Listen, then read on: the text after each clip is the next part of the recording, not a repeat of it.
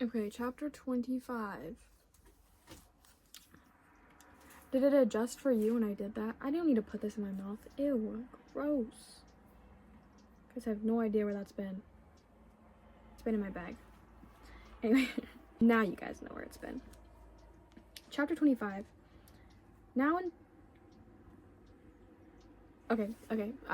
As a disclaimer and how it's easier to me, I'm not going to try to pronounce these correctly, because if I try to pronounce them correctly, I stumble and I fall. So I'm gonna try to pronounce them however my mouth decides to make sounds. Chapter 5. Now when Festus had come to the province, after 3 days he went up from Caesarea to Jerusalem. Then the high priest and the chief men of the Jews informed him against Paul, and they petitioned him, asking a favor against him, that he would summon him to Jerusalem, while they lay in ambush along the road to kill him. That's rude. But Festus answered that Paul should be kept in Caesarea, and that he himself was going there shortly. Therefore, he said, let those who have authority among you go down with me and accuse this man, to see if there is any fault in him. And when he had remained among them more than 10 days, he went down to Caesarea, and the next day, sitting on the judgment seat, he commanded Paul to be brought. When he had come, the Jews who had come down from Jerusalem stood about and laid many serious complaints against Paul, which they could not prove, while he answered for himself, neither against the law of the Jews, nor against the temple, nor against Caesar have I offended in anything at all.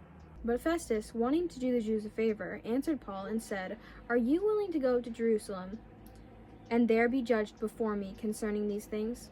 So Paul said, I stand at Caesar's judgment seat, where I ought to be judged. To the Jews I have done no wrong, as you very well know. For if I am an offender, or have committed anything deserving of death, I do not object to dying. But if there is nothing in these things of which these men accuse me, no one can deliver me to them. I appeal to Caesar. Then Festus, when he had conferred with the council, answered, you have appealed to Caesar? To Caesar you shall go. I wonder if people said these things in like now, if I'd still think they were sounding sassy, because he sounds so sassy. To Caesar you shall go. Sorry.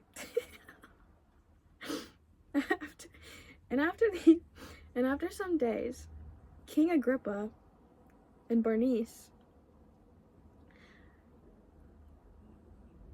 came to Caesarea to greet Festus.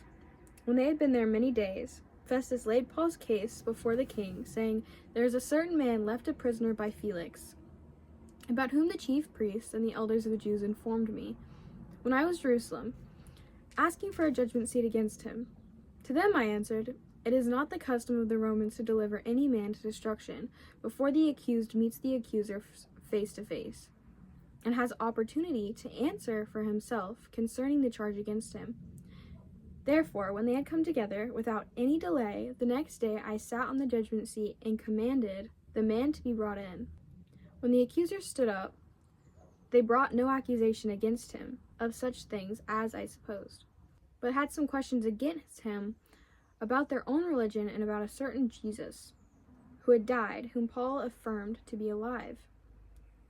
And because I was uncertain of these questions, I asked whether he was willing to go to Jerusalem and there be judged concerning these matters. But when Paul appealed to be reserved for the decision of Augustus, I commanded him to be kept till I could send him to Caesar. Then Agrippa said of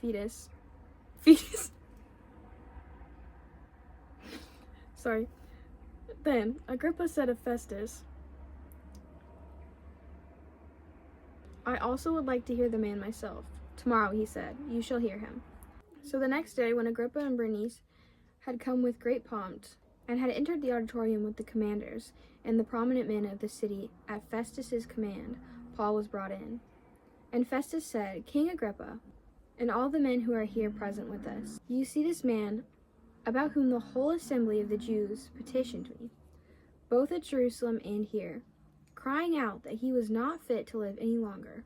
But when I found that he committed nothing deserving of death, and that he himself had appealed to Augustus, I decided to send him. I have nothing certain to write to my lord concerning him. Therefore I have brought him out before you, and especially before you, King Agrippa, so that after the examination has taken place, I may have something to write. For it seems to me unreasonable to send a prisoner and not to specify the charges against him. That's the end of chapter 25. Look, it's like the bottom of the screen is a table. I don't know why I got a fist on that too. You guys see the sea? Do you see the sea? Do you want to see the sea? That's the sea. You can't zoom in, but you can look at it. I'm gonna get out of the frame. I was still in the frame, just on my face. So technically, that was a lie. Jeez, okay. I love you, Jesus loves you more. I don't know what that was. Bye.